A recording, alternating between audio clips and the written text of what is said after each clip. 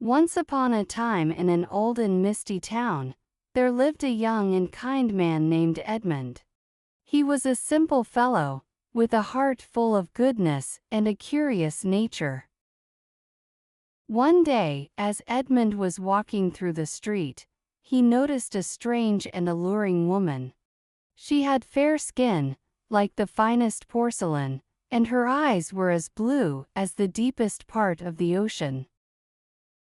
Her long, golden hair cascaded down her back in waves, and she was dressed in a beautiful but rather unusual gown that seemed to have a touch of an ancient and mysterious style. Edmund was immediately drawn to her. She introduced herself as Lady Vivian. She spoke with a soft and charming accent that made Edmund's heart flutter. She said she was a traveler from a faraway land, and was in need of a place to stay for a while. Edmund was a very kind man, and offered to let her stay at his small cottage on the outskirts of the town. As the days passed, Edmund noticed some odd things about Lady Vivian.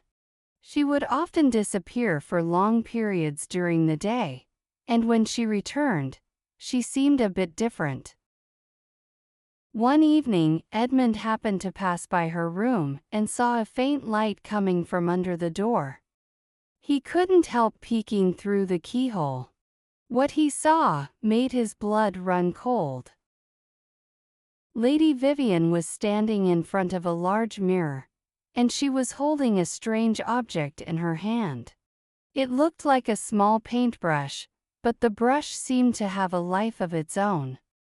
She was carefully painting her face with some kind of something strange that gave off a faint glow.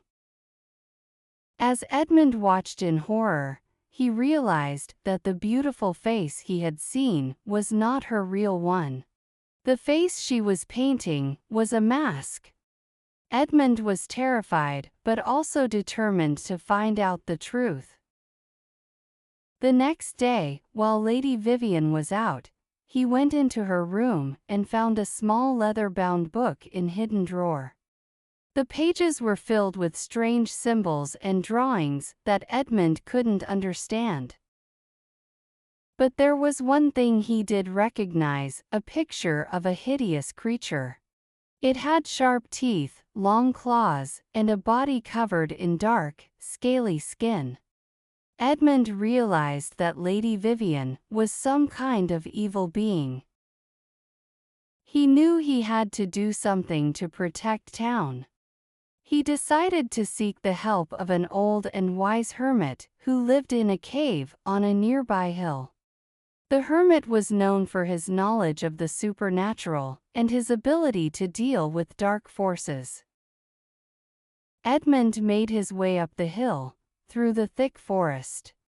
When he finally reached the hermit's cave, he found the old man sitting by a small fire, his face wrinkled and his eyes filled with a mysterious light.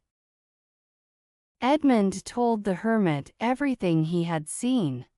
The hermit listened carefully, his expression growing more and more serious. He told Edmund that Lady Vivian was a demon. She used painted faces to lure unsuspecting victims and then sucks the life force out of them. The hermit gave Edmund a small bottle filled with a special powder. He told him to sprinkle the powder around his cottage and to carry a small charm with him at all times. The charm had been blessed by the hermit. It was said to have the power to repel evil spirits. Edmund returned to his cottage and did as the hermit had said. That night, Lady Vivian returned. As she walked towards the cottage, she suddenly stopped. She could sense that something was different. She tried to enter, but when she reached the door, a faint glow from the powder repelled her. She let out a fierce growl, her true nature showing through. Seeing that her disguise was no longer working, Lady Vivian revealed her true form. She transformed into the hideous creature that Edmund had seen in the book. Her eyes glowed red with anger, and her claws scraped against the ground. Edmund was frightened but stood his ground. He held up the charm, and the creature seemed to be in pain. It backed away a little but then lunged forward, trying to grab Edmund. Edmund dodged and ran towards the fireplace. He grabbed a torch and held it out in front of him, ready to defend himself. The battle between Edmund and the demon began. The creature swiped at Edmund with its claws, but he managed to avoid the attacks. He struck back with the torch, hitting the creature on its arm.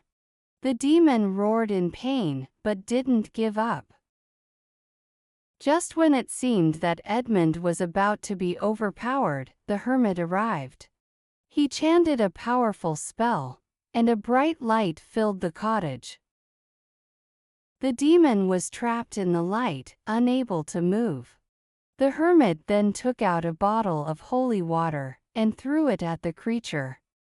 The demon let out a final screech and then disappeared in a puff of black smoke. Edmund was exhausted but relieved. He thanked the hermit for his help.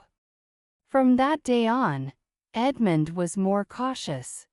He knew that there were dark and mysterious forces in the world, and he would always be on the lookout for any signs of danger.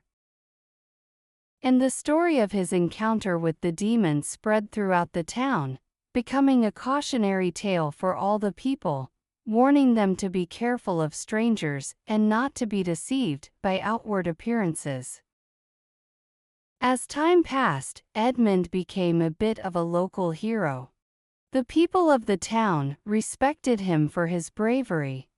He would often tell the children the story of his adventure, teaching them to be brave and to trust their instincts.